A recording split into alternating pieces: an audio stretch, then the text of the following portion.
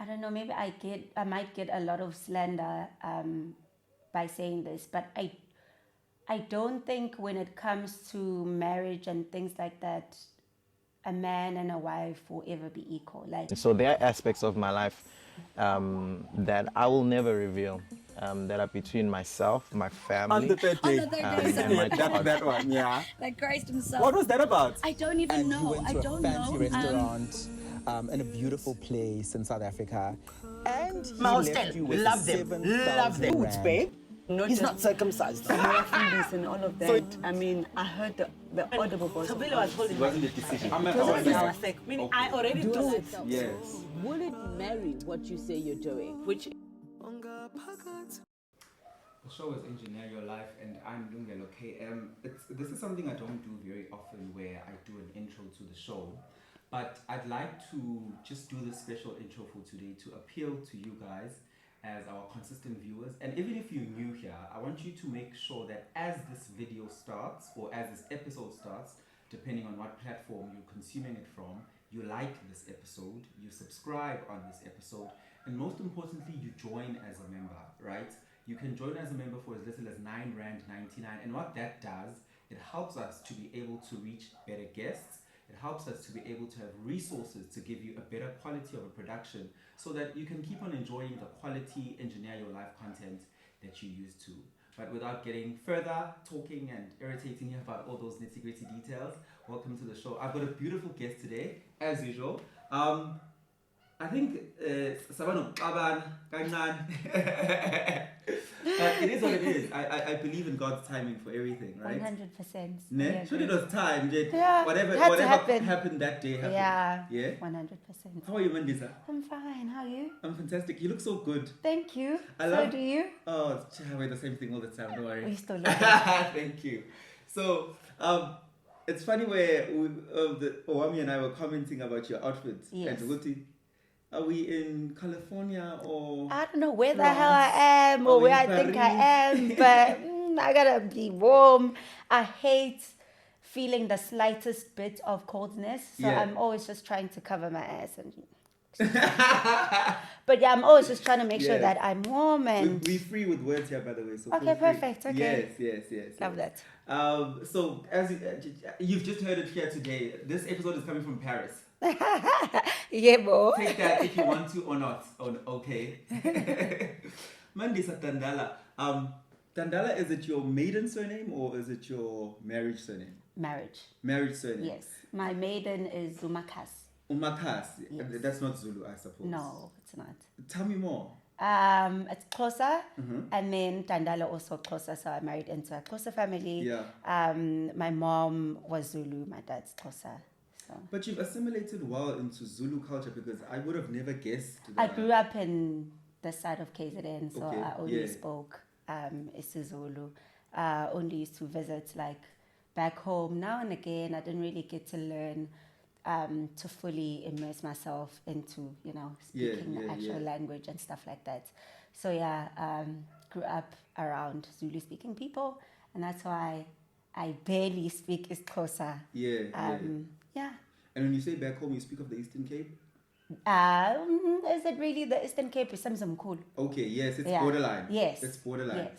And where exactly Mzimkhulu? Because I think we sort of try and, maybe not intentionally that we run away, but as we chase success, as we chase a better life for ourselves, we move into the metropolitans and we almost redefine ourselves with our Yeah. metropolitans. So I'd like to know of, even if you didn't spend too much time there, what the day of a Mandisa in Mzimkhulu would look like, Oh, damn.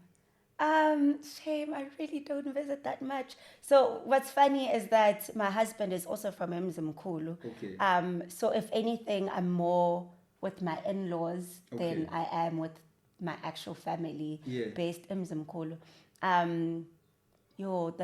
usually go there when there's only like traditional events and stuff like that. Sure. So I didn't really get to experience a normal day there. Yeah, The days that I did get to experience are busy because obviously people have to cook, up and down, running, getting this, getting that, attending to the people that came to the event.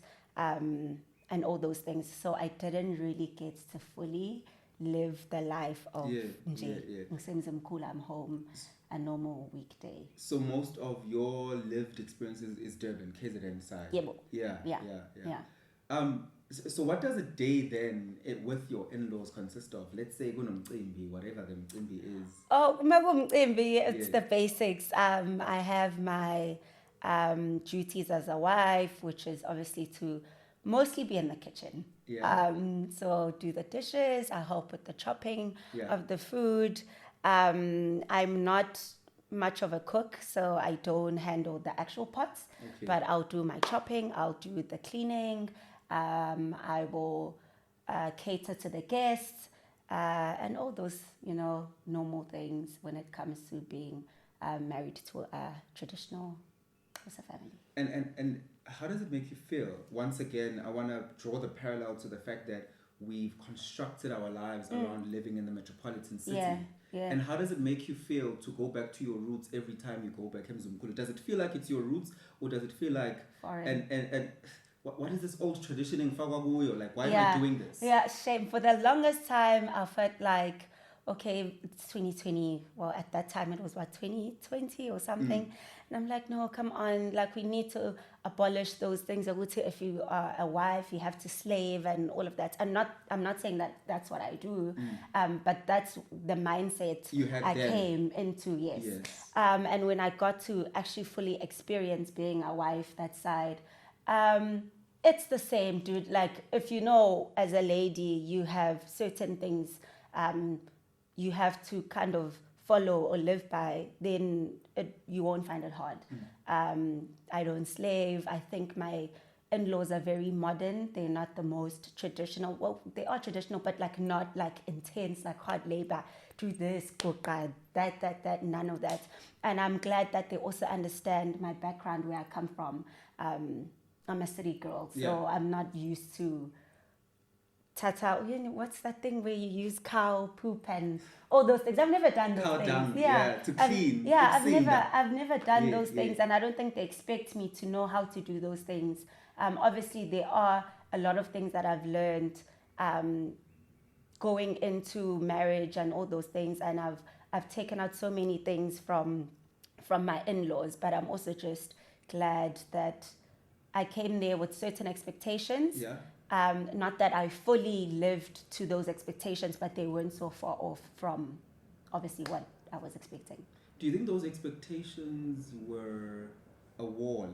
Because sometimes we go into experiences being socialized in a certain way. Once again, you're a city girl, being socialized into thinking fierce, independent, woman, strong. People mustn't tell me what to do. I have my own mind. I have my own brain. But then you get there and realize that just because something is traditional doesn't mean it's bad. We need to find a certain strike of understanding between the two. Did you go there with those walls as well? I did, for just a little bit. I did have those reservations and those walls. But I also had my mom on my side. And my mom was a traditional Xhosa wife. So she kind of warned me and kind of sat me down and told me, okay, when you go to Mzini, this is what is expected of you. You're obviously not going to check every box.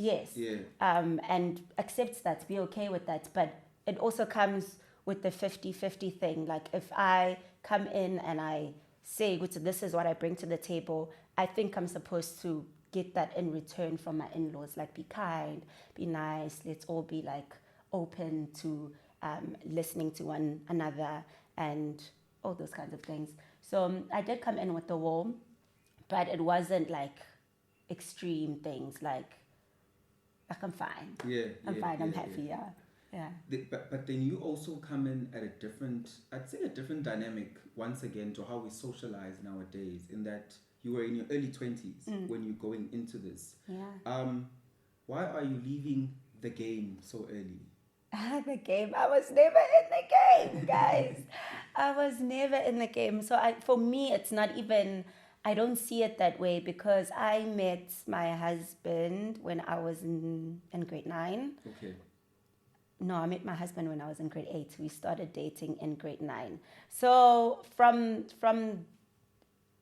the very beginning, he was someone that I really, really liked.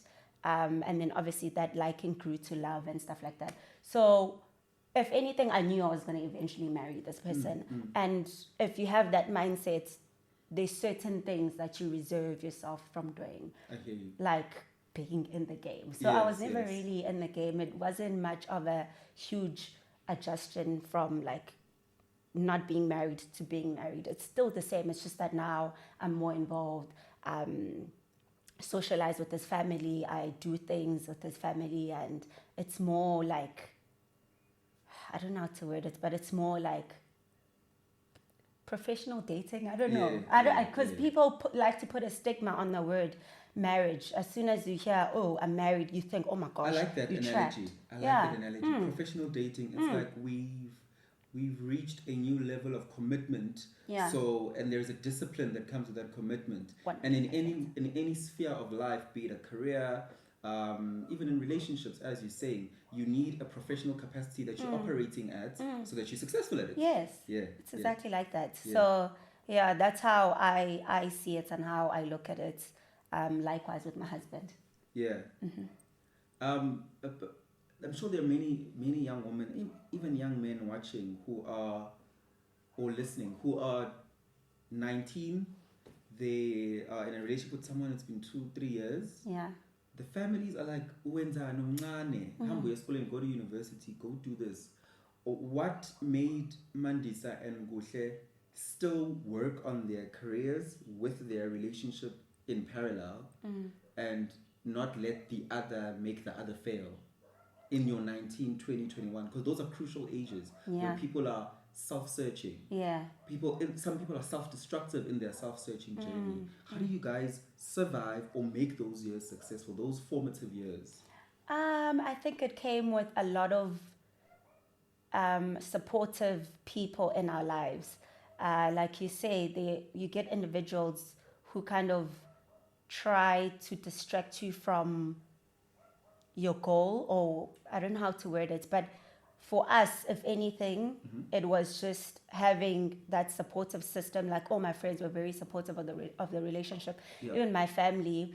And I think what made it easier was that Ekaya, my mom and my dad were also high school sweethearts. Okay. So for them, it wasn't a foreign thing. It wasn't a live your life, whatever, They believed in us. Like, they were like, no, we did it. You can also do it.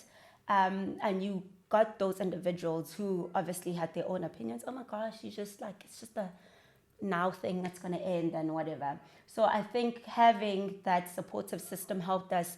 And we knew what we wanted from each other. Like, we were very honest from the get-go. If I knew I was changed, like, because you can't be the same person, like, all your life. So the moments that I see, it's, I'm growing, I'm becoming more like this. Communicate that with your partner. I don't think I like movies anymore. Let's go, I don't know, ride bicycles instead, or things like that. Yes. Like, it all Do goes people down. struggle with that? That as we grow and we change as humans, people think what made them fall in love is going to sustain them. Like, I'm not the same person anymore. Yeah, you change. And I need to keep on communicating that, baby, singila. Yeah. Now this is what I think. This is what I like now. These are my desires now. Is that something that's really important? It is. Yeah. It is, because without it, then I'm gonna be living my own life. My husband's gonna be living his own life, and now we don't understand. Oh, I thought you liked pasta, when now you like kupota. And I'm like, oh, you should have said that. If you told me, then I would have made you pasta. Yeah. So I think, if anything, communication is where it's at. Side note: can you kukuputu? I can. I actually only started learning how to kukuputi, but now I'm good. I'm great with it. Now you just like, It's just the papa that's kind of, sometimes it's too and I'm just like, but I'm getting there. We don't need it We really don't. We'll take it with Tuputu. It's fine. It's fine. Yeah. In that grade 9 when you started dating, in your head, as young as you were, because I don't want to say you're immature, because people mature differently. As young as you were, did you believe it in your heart that this is my husband? In grade 9 at that time? In grade 9 at that time? No. But I really, we just gelled. I don't think I was thinking about marriage. I know for a fact I wasn't thinking about marriage at that time.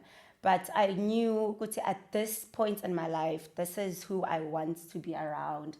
This is the person that I really am interested in. And it was kind of, let's see how it goes. And obviously, as years went by, I was like, okay, no, like, this is the one. Yeah. But at that time, no, it wasn't in my head. It would say, I'm going into this relationship because you and me together forever. No. Would you recommend people who are high school sweethearts to stick it through? Stick it through? Let me explain. I have an opinion now as I'm getting older. I'm turning 29 in a few months. And my philosophy is there's actually no need to dabble too much in the game. The pond is very muddy. It's not as glorious and as carefree and beautiful as people think it is, right? Do you think for a 18, 17, 19, 20-year-old who's found someone whom they feel compatible with, they should be relentless in trying to make it work? I wouldn't say relentless in trying to making it worse, because if anything, if you can see it's not working out, then just don't do it. But I also believe in the fact that no one's perfect, right? Yeah. And in that, you'll have your hiccups, you'll have your mistakes, and all those things. So at the end of the day, it boils down to, what do you want? Literally, what do you want? Do you want, like you said, stick it with this person? Do you want to stick it through with this person? Do you want something else? I think a lot goes into it. Like, I think a lot of people think love is enough, and it's really not. There's more that needs to go into it. Are you kind to me? Do you actually listen when I speak to you? Love is not enough. So I think if you can somehow find more good than bad in a person, then I think it's worth it, because like you said, people think there's plenty of fish in the sea, and really, like, it's really not like that. So I think if you feel safe with your current partner and like you can see like a good life with that person, then go for it. And what if you feel safe with the current partner, then they are not so much in harmony with that, because that's why so many people are single. Yeah. You know? It's people not being like on the same page, and like you thinking, oh, this one's for me, and then he's thinking, then I guess, because I really believe in not forcing things. Like, if you're really into someone and they are not reciprocating that, then they lost, I guess. Like, if you're giving the relationship your all and you are getting like 50%, and I read something the other day where it says in a relationship we can never go 50-50. One will go 70 at times, the other will go 30. We always have to balance each other out. And if you feel like you are just always holding and pouring into this cup, pouring, you're going to have nothing left on your cup, and that's draining. I think we all deserve to feel loved, and, you know, all those things. And if the moments that you feel like that has gone away, then maybe that person wasn't your person. Fair.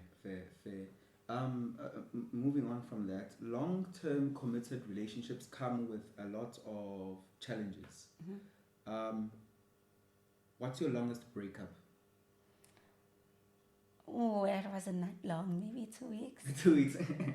And oh God, throughout the 2 weeks. 2 weeks, I think both of us, if it's us go, it was 2 weeks, and it was not nice. Yeah. If anything, my husband and I are best friends. So if at that time and in the future, if I ever had to not be around him for a certain amount of time, I'm like, oh my gosh, I have no friends. Like, where's my best friend? You know, it's not nice. Yeah. So yeah, Nanko, it was, not cute. And are you able to say what caused that breakup? Because when people break up, it's because you've made up in that particular moment a decision that I will not tolerate this anymore. Yeah. This is actually a breaking point. This is a boundary that's been crossed. And what was that boundary? It was stupid things, man. It was many things into one. I think we also had a phase where, like I said, when you're growing with someone, there's gonna be times where your growth is not what they would prefer. So that's when the clashing comes. And I think we came at that time that when we broke up, we were at a point where I was growing. I had my own friends. He had his own friends. He was meeting new people in varsity. I was meeting new people in varsity. I was obviously taking into different likings of things. Likewise, again, and it came to a thing of, actually, I don't think we like the same things anymore. That's why I'm saying communication is such a huge thing in relationships. And because of things like that, also, like, you meet bad people in your life. Yeah. And I think we also were at a stage where both of us met the wrong people at that time, and it was just like influences from those people. And then now we like, perhaps it's people who were highlighting the mistakes of your partner more. Yeah. So those people, they were like yes. slowly saying, Yes. Yeah. Oh, when's that? Yeah. And then now when you tell yourself, oh my gosh, yeah, you're actually right. I'm gonna go with whatever you're saying, and then you go with whatever that person's saying, and then you realize actually that person ain't shit, and this is your person. And then, you put it in the perfect words. Yeah. Definitely. And in that period, or any other period that you guys weren't together, did a whole bunch of insecurity creep in that. One, insecurity about the whole thing of you thought this was my one and only, this was my meant to be, and also insecurity on what if he's interested in somebody else. I think as women, especially when you're in a long-term relationship, you do get to points where you kind of feel like, oh my gosh, am I really the right person for this person? Am I really loving this person correctly? Like, a lot of things can come into your mind. And I won't lie, I did have times where I'm like, actually, like, am I good for this person? Because I also have my own bullshit tendencies and stuff. So insecurities like that did pop up in my head. But if you have a partner that's always reassuring you and like letting you know, like, it's fine, we are going through a rough patch, but I don't think you're the worst human in the world, or I don't see myself with someone else. I will take your bad side because I know it's not a forever thing. And yeah, we'll keep it moving. I think that's what helped, knowing that I have a person that understood me in that moment when I was not pretty, or when I was not kind, or whatever. They knew that wasn't like the real me. It was just me for that moment because, I don't know, maybe I was stressed, I was experiencing some things, I don't know. So yeah, I'll say that.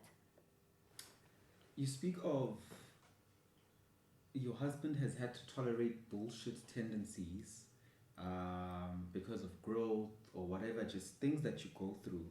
I know you and your husband have documented a considerable part of your lives together on YouTube, but take me to a place where you've probably never explained what are the bullshit tendencies that Mandisa has as a woman, and as a wife.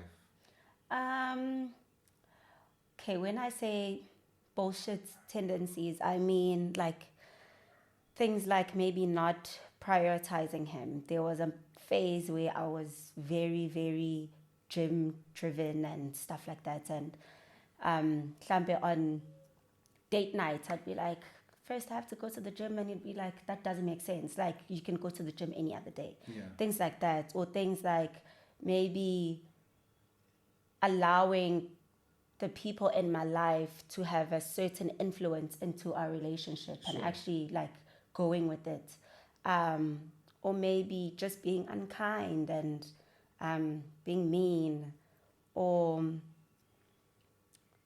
I don't know. It's like a mixture of things. Like when I say bullshit tendencies, I mean things that are out of character for me. So things that are not umandisa. Like, I don't know how to explain it, but I think we rightfully so, we do place pressure on ourselves to be amazing people to our partners, but we also must acknowledge that we get into relationships with our past traumas, with our inner child that's not necessarily the best inner child ever. So I want you to take me to a place where you acknowledge that maybe Mandisa raises her voice and she wouldn't prefer to raise her voice. But every now and then she raises her voice to her husband, and it's something she's working on. Are there things like that you've identified about yourself that you're still putting the work in, and you're realizing that I actually have an amazing husband because that hasn't made him give up? Yeah, 100%. For example, I'm a very reserved person when it comes to like conflict. I don't like speaking about it. So my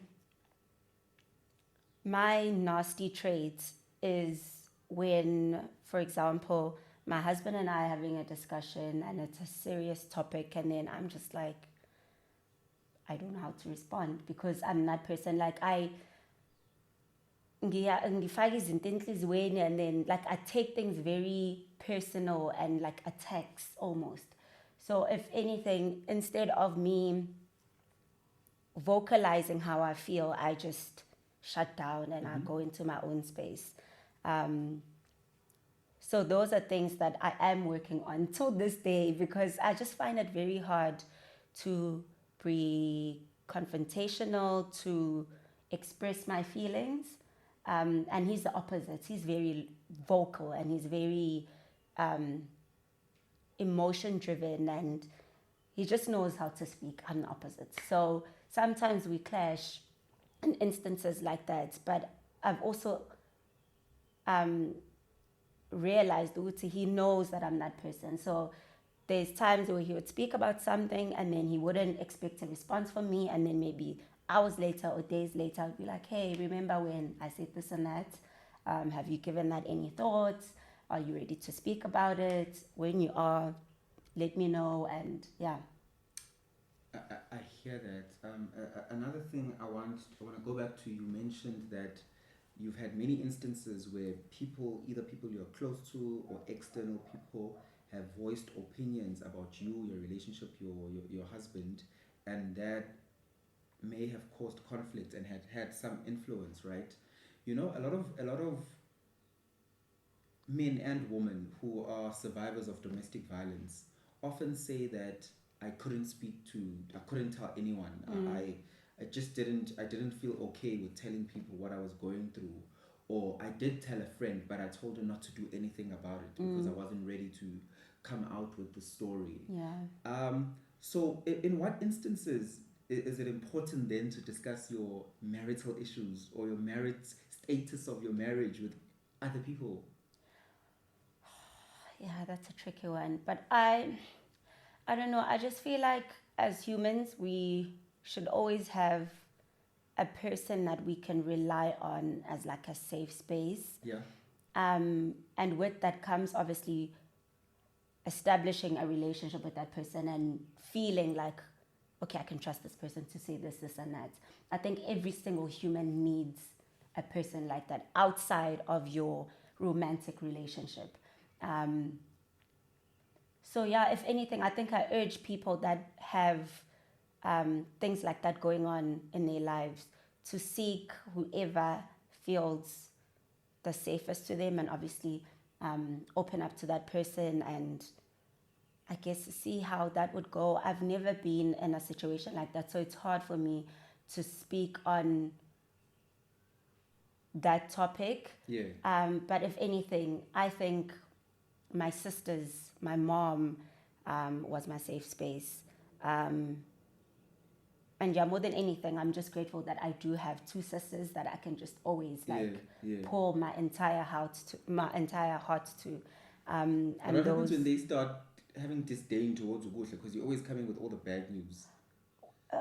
That's the thing. Kuhle has always been, he's part of the family. Like, they know, they have every right to say, Kuhle, you are being the D word. Like, get your shit together.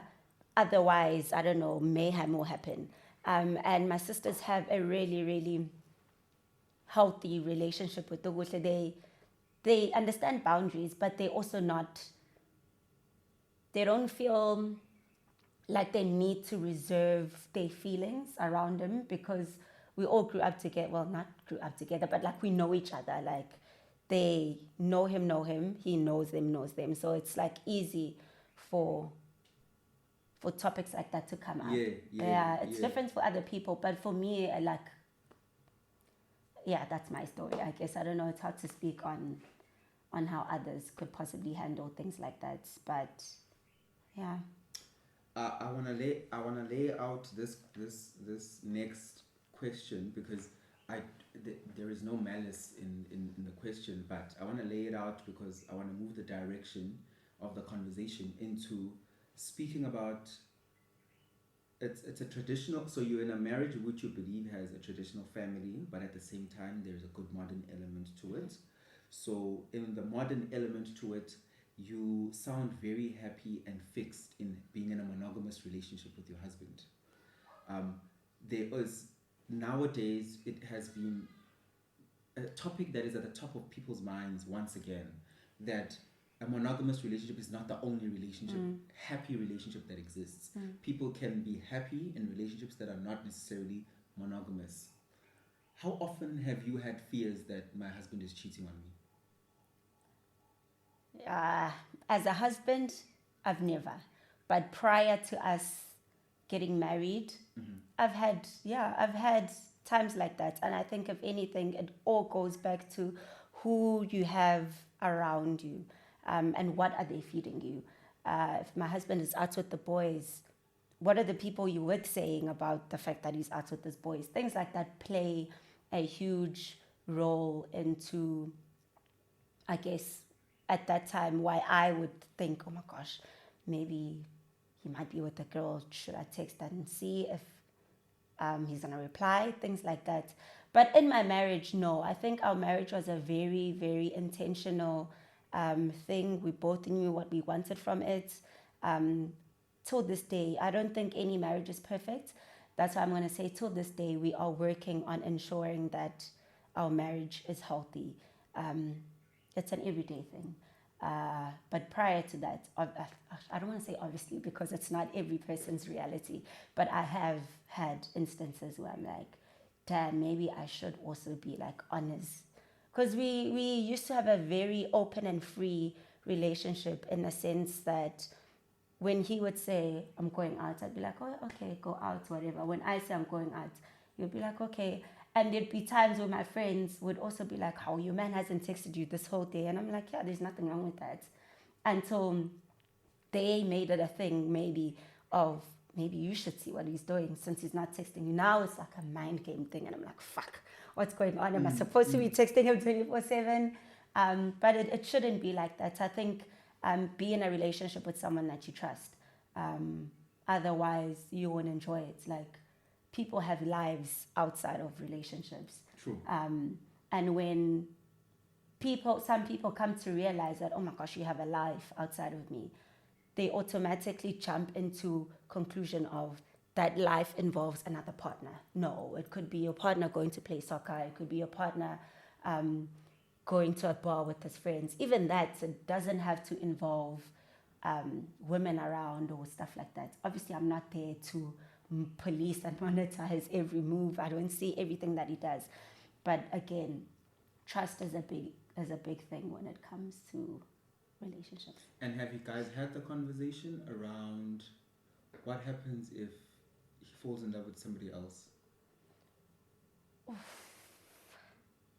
We have had conversations like that, but like not in a deep sense. But if anything, I think we always say, let's just respect each other. If you are seeing that whatever we have going on is just not working, before committing other weird actions, vocalize it to me, please. And let's come to a decision of, do I need to alter a few things within the relationship that could potentially be influencing why you want to take this action. Exactly. But do you know that people take the action without you doing anything wrong also? Yeah, I know that for a fact. But I don't know, I think it all goes down to communication, respect. Like, if my husband had to do something right now that would be out of his character, and let's pretend he's not watching. What would you do if he had to do something right now? What are your decisions? I always think I would deal with it when it gets there. Yes, but I'm also, because like I said, our marriage was so intentional. We made it very clear that this is what we want from it. So if we had to break the promises that we made to each other, I'm sorry, but I would just dip out. I'd bounce. I see myself bouncing. I'm not saying that's something I would do, but in my head, that's how I see it playing out. Yeah. On a lighter note. Yeah. Why did you choose to document your relationship? I don't think it was me choosing to document the relationship, but more just when my I say life. You, I mean both of you, because you guys, it's a decision. It's a couple's channel. I don't know. I really don't know. I've always wanted. Okay, I don't want to say I've always wanted, but there was a couple that I used to watch. Fruity Chapters and TK. I don't think they're together now. And I know, I was so bummed, but they're not together anymore. And I remember the one time I was at home and I was watching their channel. Also, Patricia Bright and her husband. Okay, they don't have a couple's channel, but he would appear. And I'd always be like, oh, this is so cute, man. There's not a lot of this happening in the YouTube space and whatever. And it's just so especially refreshing. In Durban? Yes, especially in Durban and South Africa as a whole. Aren't you the only one in Durban at the moment still for years? The only couples channel, like I really don't know. I don't know. But the algorithm would show you if there were other people. Yeah, you know? 100%. So for the longest time, I felt like, oh my gosh, this is so cute. It's so refreshing. It's not seen a lot. So I was like, you know what? Kuhle and I think we are very, very cool people. Some people don't find us cool, and I get that, but I think we are cool. Do you get hate comments in the comment section? No. At all? Really, Gosh. Maybe I've received 5 from the entire videos we've had, maybe 5, and they weren't that deep as well. She sees a hate comment and calls me within seconds. Really? She stresses more than I do. Really? My mom used to Like, go through all my comments and all the hate ones. Let's keep them there. The haters must know. No, I never receive any hate comments. I wonder why. Maybe we're just nice people. I don't know. But as I was saying, so what made me push this whole agenda of a couples channel was seeing how little of a market it had, and I was just like, you know what, let's do it. It might work out, and I think it did work out for us. We're not the most consistent people at the moment, but I think when we did start, we got a lot of support, and that's one of the things that encouraged us to obviously carry on producing content and stuff. Do you ever feel bored by it? Like, I'm tired of this. Sometimes I have my days where I'm just like, where I know, usually I plan, it's okay, you know what, probably vlog during the weekend, and then the weekend comes and I'm like, I'm tired, I'm not going to do that, I'm not picking up the camera. So yeah, I get that. Yeah, I do. Geez, I've even found your wedding. You guys have been documenting. It's like you're actually building a library for your children. I always say that, right? I really always say that. Documented beautifully. And you didn't start with much, but you were like, we'll just grow with the journey, grow with the process, improve cameras, improve this, improve that, edit better, you know? Yes. And you've just, I think that authenticity is what maybe your audience is related to. 100%, I think so as well. Because I feel like we are very relatable to especially the South African market. We live literally a basic, normal, happy life, which I think a lot of people can relate to. If not, I think people watch it because it brings some kind of warmth to their lives. I love how you say the fact that you're normal, relatable. You live a basic life that has normal things. Yeah. Children house. Let's go Yes. buy furniture. Oh my gosh, we want a new fridge. You know, Yeah, we'll show yeah. you that. Very normal things Yeah. that South Africans go through. And do you feel now that the YouTube space probably started like that, and there are people, many, who lost that along the way 100%. and became luxury? Yeah. Unrelatable anymore, no longer relatable. And maybe that's why when somebody finds a channel like yours where you are not trying to fake, Yes, yes. because let's be honest, many of them are faking and the maths is not mathsing. Yeah, I yes. mean, Yeah. The SIU is fighting week in and week out now. The maths is just not mathsing, Yeah. right? Do you think that's what people just genuinely love? And I is it think so. important to remain real? Yeah, and true to yourself. Yes, I think people like realness. We live in a world where social media, you post. I mean, I guess it's the same with me. I'm not going to post myself fighting with my husband, you know. So if anything, we'll have our bickering moments on the channel and people will see it and some will say, Mandisa, you were wrong actually for doing that. And I think that's why for them it's so authentic and so relatable, because it's things that people go through. But then again, like I said, I'm not going to put every single thing out there. I pick and choose and stuff. But if anything, I ensure that it's real. It's who we are. We're not faking anything. And yeah, I think the people that watch us because they know what they're going to be getting from us. And that's just realness. Since we're speaking about the real side, the fake side, the people where the maths is not mathsing, are you comfortable with sharing with us, maybe use ranges instead of specifics? What does a couple's YouTube channel make in South Africa in terms of money? And what are the different streams of money that comes in, if they are, to somebody who's thinking of starting one? Or who's in one and they want to give up because they're like, I think it's too slow. Yeah. I mean, I'll speak for myself and where our channel is at with my husband at the moment. One, I'll say the money that we make is definitely not enough to sustain our normal lives. If anything, I think the money that we get from YouTube is just more like maintenance or like spoiling yourself now and again, but it's not enough to pay for all the bills and do this and that. And that's why, if anything, YouTube for us is just something that we enjoy doing. It's not more of a, we need to reach this certain amount of money and all of that.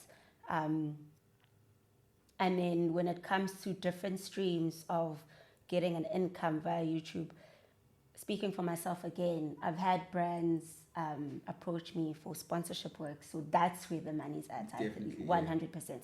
So if you do have people that are willing to invest in your channel and obviously use you as a awareness person or whatever for their brands or products, then kudos to you. I think that's where you'll make the most amount of money. But I also know people that say, because I don't have proof, but they say they make gang money and they can live off of just having their channel. I don't know how they do that. I really don't, especially in the economy that we're at. I don't know how they're able to maintain just from a YouTube channel. I don't advise that. I don't advise it either. I don't. Rather have YouTube as like a extra thing. True. People don't know how little money comes from 100,000 views. Yes. People will see this 100,000 and think, number. oh my gosh, yeah, it's not. It's really not. Especially if you know what type of things that you like, what you go for. Whatever. So things like that play a huge factor. But again, I don't advise telling yourself, I'm just going to live off of making YouTube videos.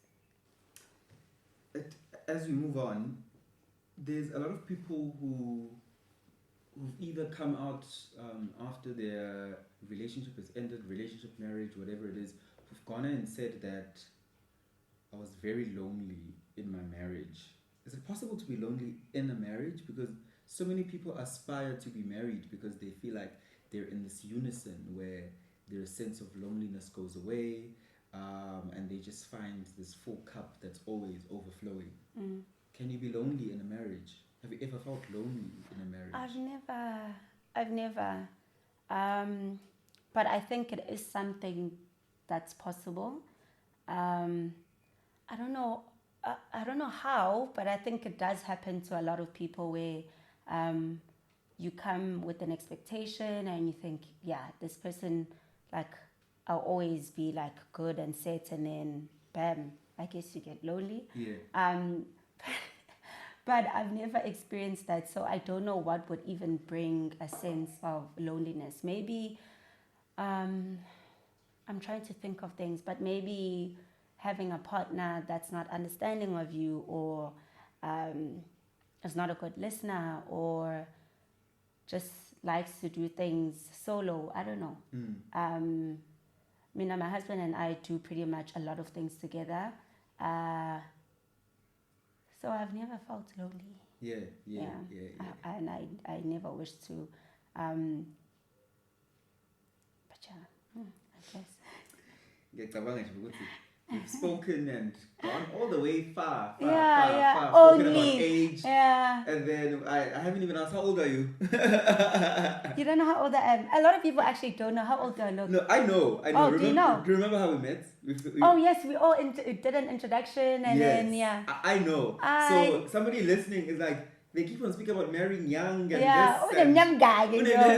Yeah. No, I'm 25. Yeah. I'm 25. But it feels like you have a wealth of experience in marriage, in a relationship. Not even. But I've been married for what? It's going to be 3 years this year. Yeah. So it hasn't been that. It's been long, but not that long. Yeah. And so one of my team members is currently engaged, getting married this year or early next year. And I had a conversation with her, and actually I had Penyo on the show. I don't know if you know Penyo. He's also a podcaster. And Penyo asked her off camera. Penyo was like, "Are you wearing a ring?" And she was like, "Yes." Penyo was like, "Are you married?" She was like, "No, I'm engaged."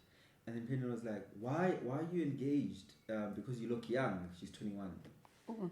And she said, along those lines, I'm paraphrasing, something similar to what we spoke about, that there's actually not many fish in the sea.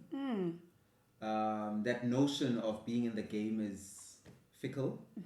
She also spoke along the lines of, as women nowadays, we are pressured into delaying being in a committed relationship and getting married because we must build our careers. But she said she's not one of those people who believes that she must be ultra independent, because you're actually forming a woman who can't be married. Yeah. Because you're this ultra independent person who has their own, doesn't want to submit to a certain extent, doesn't want to be told what to do, because you've just created this whole network of life that's about you. Yeah. Do you think you're in that same sentiment of belief? Yes, I understand where she's coming from, and I agree with her. I don't know, maybe I might get a lot of slander by saying this, but I don't think when it comes to marriage and things like that, a man and a wife will ever be equal. Like, not in the sense of what now police me as a man, or as soon as you say this I must jump, or that, but just in a sense of submission, like. But also with that, it comes with, can you actually take care of me? Are you, I don't want to say worthy of being submitted to, but like, are you doing the right things for me to say, Babu Kayalo, if you want me to cook by 6, like, sure, I'm going to do that, you know? And this whole, like you said, being me, I'm so independent, this and that. It's great to have that trait. It's amazing. It's something that I think I also have. But you can't always... especially when it's two people. The moments that you allow another human being into your life, it can never be about you. It can never be a me thing. And I think that's where a lot of people get it wrong. Or it's just because I have my own, I call the shots. Fine, we get that, and it's cool, and totally understand. But now when it's two people, we can't both it's I don't think it could ever work, because we always going to be clashing then, because I have to be heard more, and then the other one raises the voice more because no, I have to be heard more. And yeah, but I totally get what she's saying, and I agree with her. And you believe that probably that's why there's more people whose marriages are failing than there aren't, because could be, yeah. People are no longer willing to relinquish that and understand those power dynamics that make a marriage work. Yeah. And I mean, at the end of the day, we're all different. Like, what might work for me might not work for you. And if you're that person of me, I really hope you find someone that is compatible enough for you to say, you know what, you can still be me, and I'll also be me, and we'll both work. I don't know how it could possibly work, but I don't know. Maybe some people make it work, but I don't see it. Okay, there was Mandisa before there was Mandisa Dandala. Would you say you're building a brand? Are you being intentional about building a brand?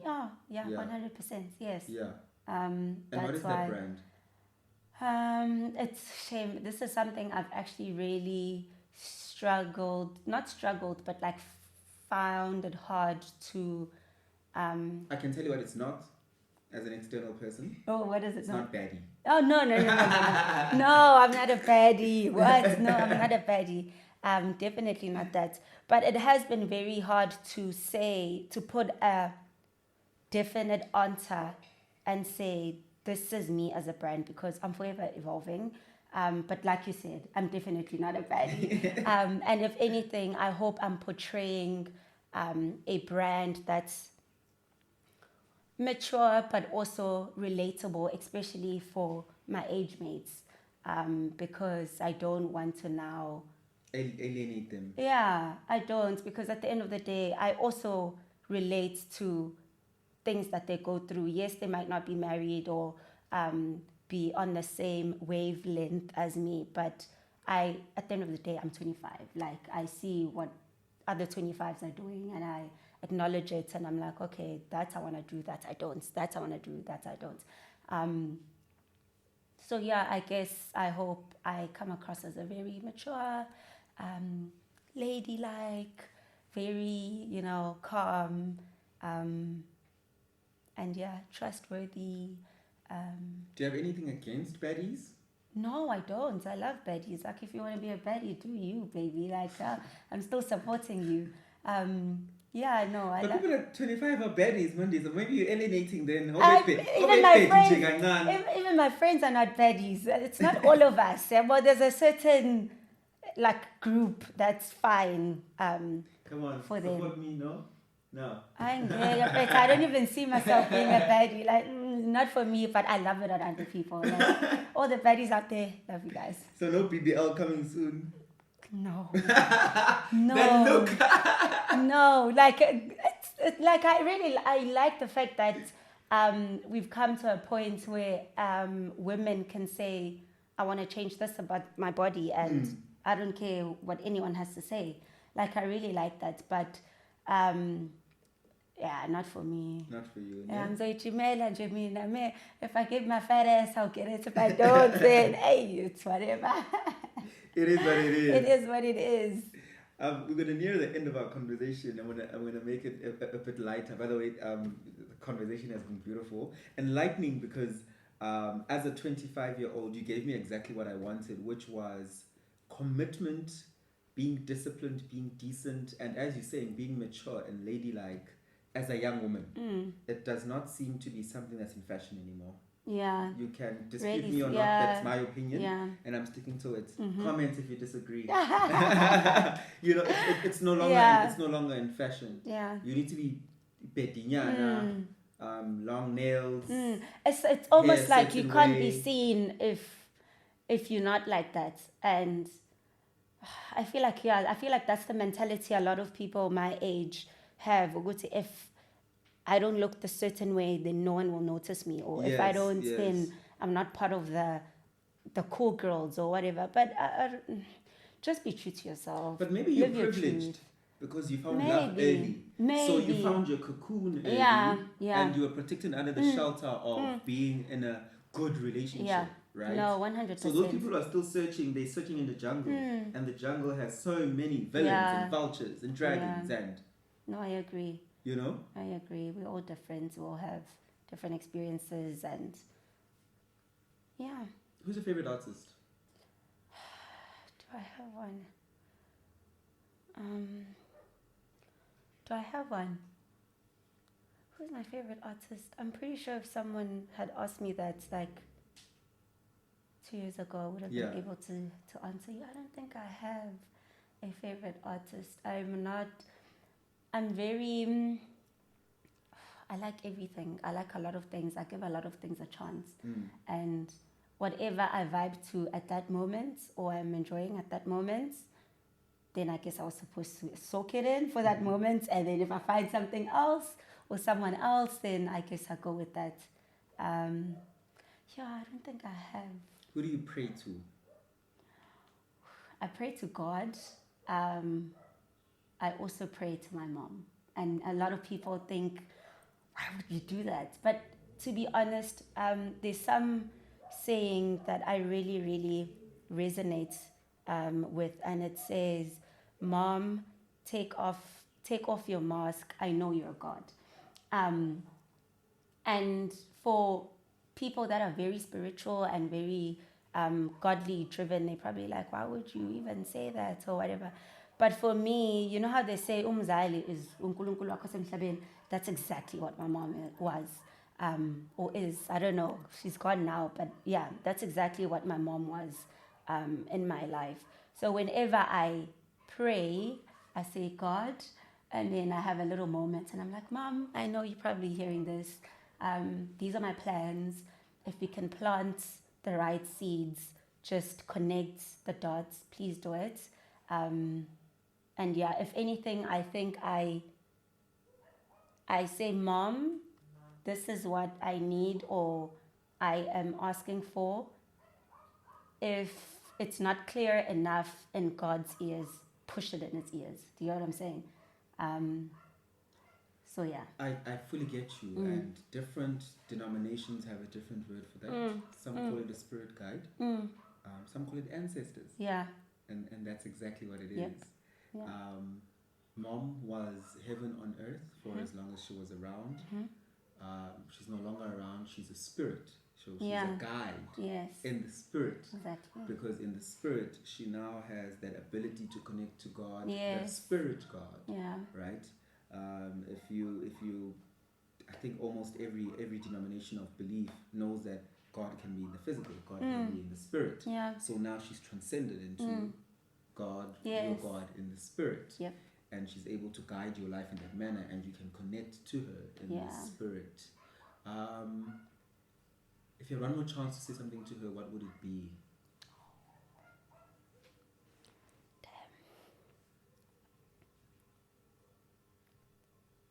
Would I even say anything? I don't think I'd say anything. I'll just and kiss her, and